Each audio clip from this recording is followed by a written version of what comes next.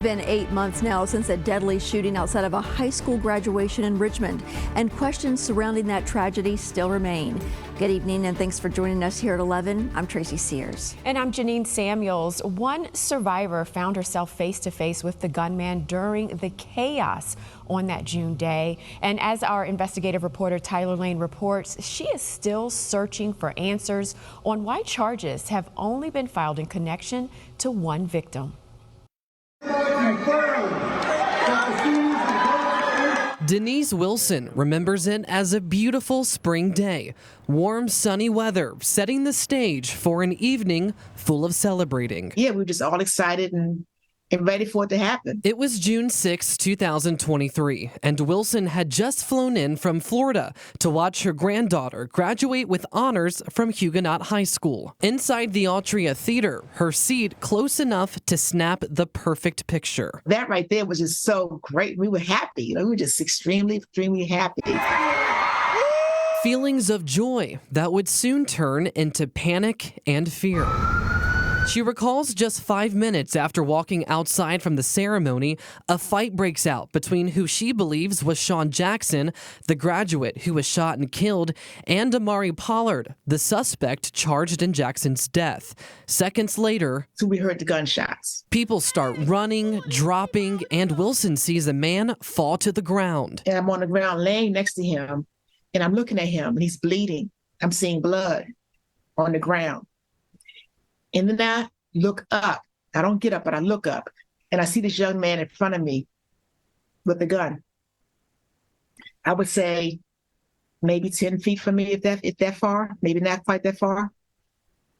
And now I don't know what to do because I don't know what his intentions are. I don't know if his intentions are if he's just shooting people randomly or if he had a target. I don't know. Thinking she could die, Wilson does what she can to get away. I started rolling.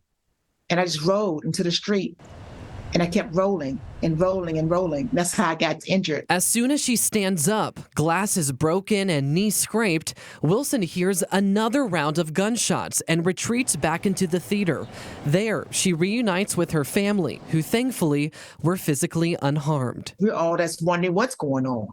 We're in a mass shooting. And why are we in a mass shooting at a graduation? Her granddaughter telling her that she actually saw the accused 19-year-old gunman right after the shooting. Ran past her across the park and dropped the gun and said, "I'm sorry, I'm sorry." According to police, Pollard and Jackson knew each other.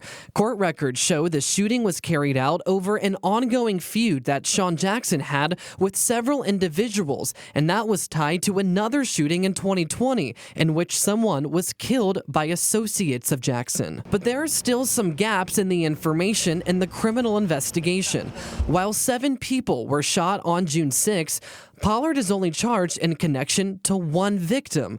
Why is no one charged for shooting the others? And why won't police or prosecutors say to whom 2 of the guns recovered from the crime scene belonged? We have a right to know. What we do know now is that Richmond Public Schools allowed Jackson, who was a homebound student due to threats of violence and was not permitted at school events, to attend the graduation without any consideration of safety concerns. Those findings contained in a third-party investigation report into RPS's handling of the shooting circumstances, which the school board initially tried to keep private.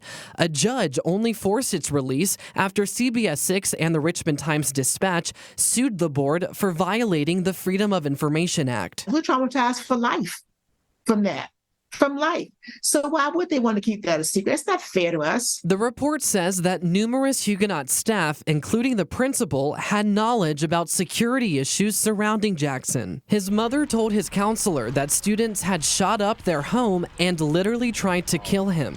However, the counselor decided to squeeze him in the day of the graduation after acknowledging that his presence at a rehearsal just a week prior could be dangerous. Jackson arrived late and was reportedly accompanied into the theater by the principal. Investigators say no one completed a threat assessment or escalated critical intelligence to security personnel. They're very responsible because they're the ones who knew. They knew They knew. When we asked School Board Chair Stephanie Rizzi whether she believed this shooting could have been prevented, she said, "What I can tell you is that on the RPS side, we will work as hard as we can to tighten protocols, to look at our policies, and to look at what happens on the ground, to make sure that we do everything we can to prevent something like this." But Wilson says she blames Richmond Public Schools for putting her family and all other attendees at risk. I want them to be accountable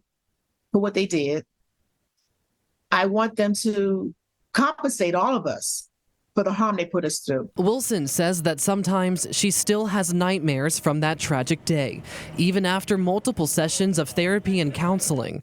But she feels worse for her granddaughter and all the graduates, whose special day will forever be marked by devastation. I want them to know that what they did to us, they ruined us. They actually ruined us. They ruined how we see things, how we see the world now.